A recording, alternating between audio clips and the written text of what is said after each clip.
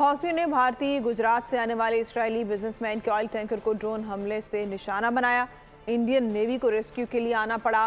بحری oil tanker کو واپس بھارت لے جایا گیا۔ ایران کے ملوث ہونے کا امریکی الزام حوثیوں نے مسترد کر دیا ہے۔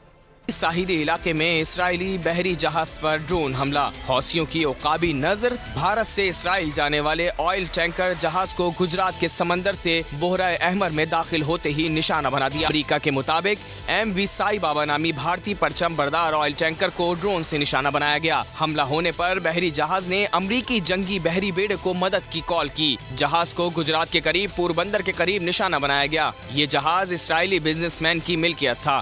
یمن کی سرحد سے امریکی بحری بیڑے US لاہون پر بھی ڈرون حملے کیے گئے۔ امریکی ڈسٹرائر نے دعویٰ کیا ہے کہ اس نے حوثیوں کے 4 حملے ناکام بنائے ہیں۔ بحیرہ احمر حملوں میں ایران کے ملوث ہونے کا امریکی الزام حوثیوں نے مسترد کر دیا ہے۔